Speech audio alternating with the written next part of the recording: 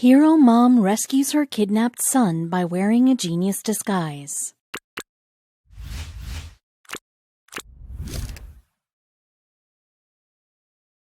Whether you're overprotective or laid back, every mom has one thing in common: strength. You need it if you want to become a mom, because having a child comes with too many fears to count.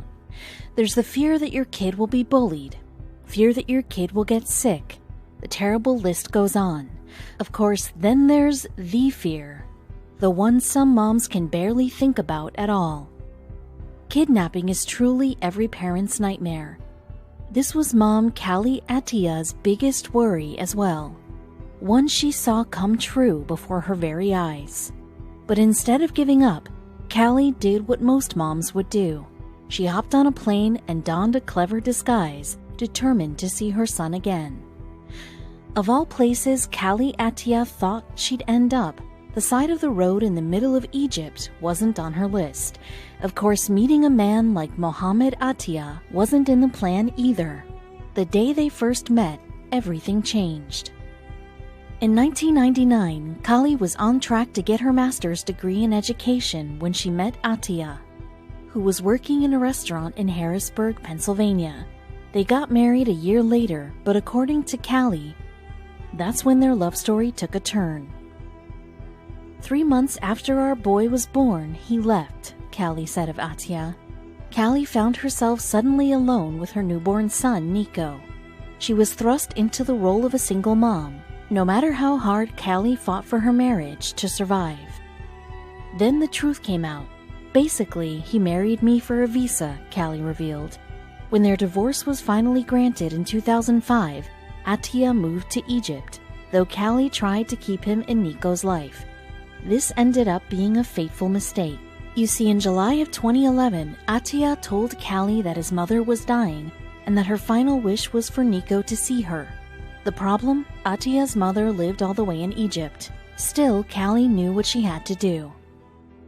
Callie and Nico flew all the way to Egypt with Callie's sister Maria in tow.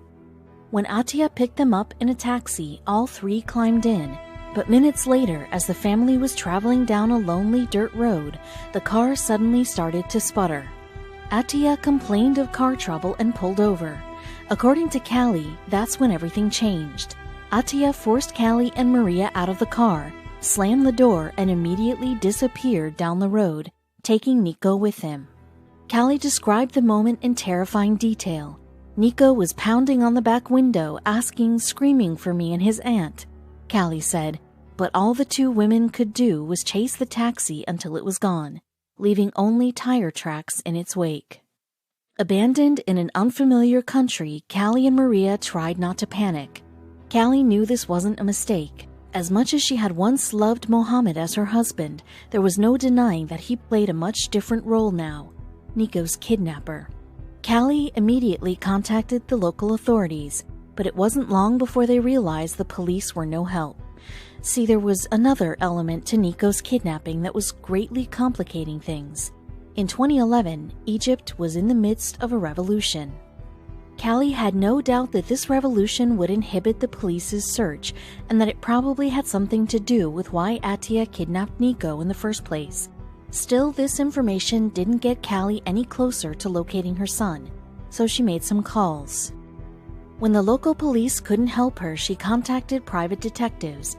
As the months passed and still Nico was nowhere to be found, even the most experienced and expensive detectives were forced to return to Callie empty-handed. Callie had nowhere else to turn until she realized something. If detectives couldn't help her, then she'd just have to take matters into her own hands. Some people will say I was crazy, Callie said. I had already lost everything. I had nothing to lose. Some people would find it crazy that she made 4 trips to Egypt to search for Nico. But if you ask a mother, they probably wouldn't see it as crazy at all. A mother's love stretches far and wide, even all the way to Egypt. To me, it's like a living death, Callie described of life without Nico. You know, I'm walking, I'm breathing, but it's nothing, the emptiness.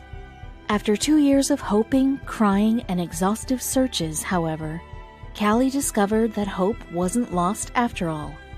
Despite the enormous financial toll, Callie decided to hire one last private investigator to help her navigate the unfamiliar Egyptian landscape.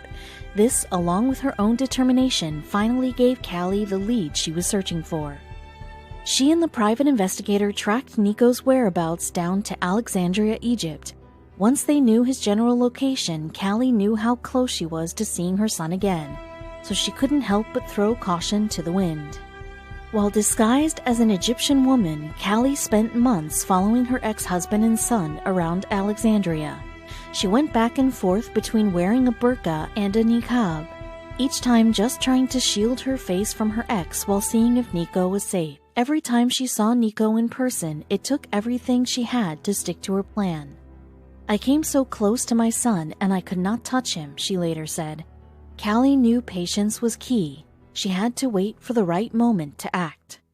And on March 14, 2013, Callie finally made her move. It must have been strange from Nico's perspective. As he walked into school, a woman shrouded in black grabbed his arm and said something he'd waited 2 years to hear. "Nico, it's Mommy. Come with me." But as strange as it might have been, Nico wasn't scared. Not when he looked into the eyes of the woman who called herself his mother. He recognized them as his mother's eyes, which were characteristically blue. With that in mind, he didn't hesitate. Callie rushed them over to a waiting rickshaw. "Get in," she whispered. And Nico did just that. He was once again being shepherded away from a parent, but this time he was on his way to safety. At least, that's what they hoped. As Callie held Nico close to her, she finally learned why her ex-husband had kidnapped her son. Nico told her that his father wanted to make him a Muslim because American society was rotting. Atiya, it turns out, was a dedicated member of the Muslim Brotherhood.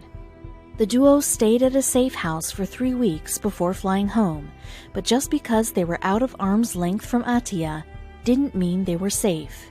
Even now, Callie and Nico keep their address a secret from anyone they don't trust. Still, Callie has reason for hope.